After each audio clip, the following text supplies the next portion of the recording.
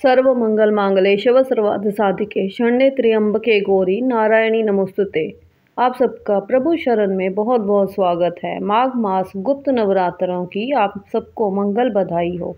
हिंदू धर्म में सभी देवताओं के अवतार की अलग अलग पौराणिक कथाएं प्रचलित है। 10 आदि शक्तियों में छठवां अवतार छिन्नमस्ता माता को माना जाता है।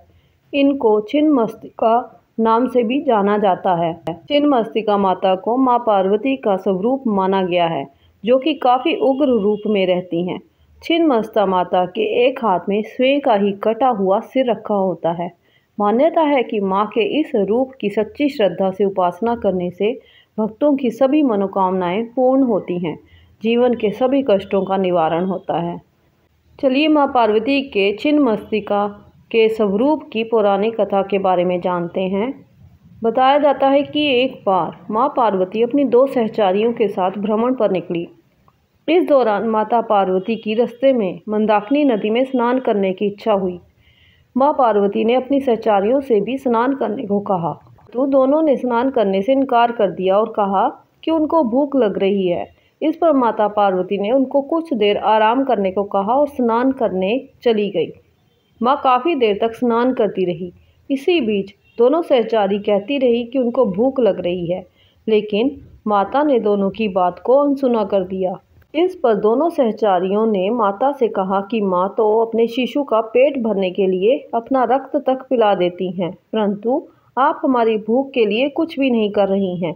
ये बात सुनकर माँ पार्वती को क्रोध आ जाता है और नदी से बाहर आकर खड्ग का आह्वान करके अपने सिर को काट देती हैं, जिससे उनके धड़ से रक्त की 3 धाराएं निकलती हैं। 2 धाराएं दोनों सहचरियों के मुंह में गिरती हैं, तीसरी धारा माँ के स्वयं के मुख में गिरती है।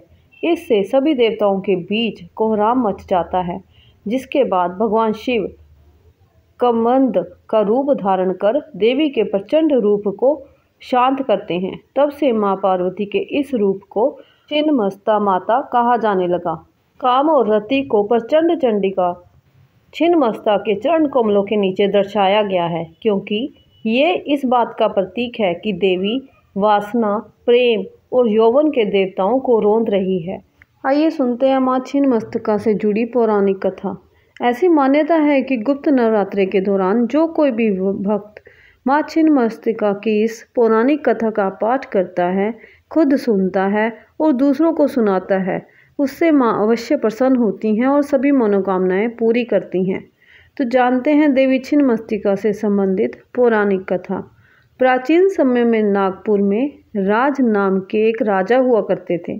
राजा की पत्नी का नाम रूपमा था।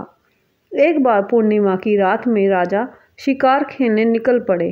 रात हो गई तो थक कर विश्राम करने के लिए राजा दामोदर और भैरवी नदी के संगम स्थल पर रुक गए। सोते समय उन्हें अपने सपने में लाल रंग के वस्त्र पहने एक कन्या नजर आई। सपने में आई उस कन्या ने राजा से कहा कि तुम्हारे जीवन में सब कुछ होने के बावजूद संतान ना होने की वजह से तुम्हारा जीवन सूना लगता है। ऐसे में अगर तुम मेरी आज्ञा मानोगे तो तुम्हें जल्द ही संतान सुख की प्राप्ति अवश्य हो जाएगी। इतना देखते ही राजा अचानक ही नींद से उठ गए और इधर उधर भटकने लगे। तभी उन्हें जल के भीतर वही कन्या दोबारा नजर आई। उस कन्या का रूप बेहद ही अलौकिक था। राजा को देख उस कन्या ने कहा, हे राजन, मुझसे डरो मत, मैं छिन्नमस्तिका देवी हूँ। कलयुग में लोग मुझे नहीं जानते हैं। मैं काफ़ी समय से गुप्त रूप से यहाँ निवास कर रही हूँ। आज मैं तुम्हें वरदान देती हूँ कि आज से ठीक 9 महीने के भीतर तुम्हें पुत्र रत्न की प्राप्ति अवश्य होगी। आगे उस कन्या ने कहा कि मिलन स्थल के पास ही तुम्हें मेरा एक मंदिर दिखाई देगा। यहाँ मेरी एक प्रतिमा है, तुम सुबह उठकर मेरी पूजा करना। इतना कहते हुए वो कन्या छिन्नमस्ता देवी अंतर ध्यान हो गई। बताया जाता है कि इसके बाद से ही इस पवित्र तीर्थ को रजरप्पा के रूप में जाना जाने लगा। माँ छिन्नमस्ता को चिंतपूर्णी देवी के नाम से भी जाना जाता है। जो कोई भी भक्त इस दिन सच्ची श्रद्धा और आस्था के साथ माँ छिन्नमस्ता की पूजा करता है, माँ उनके सभी कष्ट और परेशानियाँ दूर कर उनकी सभी मनोकामनाएं पूरी करती हैं।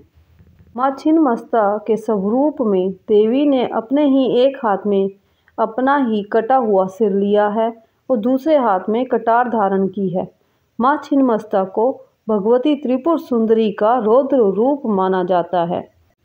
माँ की महिमा अपरंपार है और जो कोई सच्चे दिल से माँ का गुणगान करता है और विधि विधान से उनकी पूजा अर्चना करता है, माँ उनके सब दुख दूर करती हैं और सुख समृद्धि प्रदान करती हैं।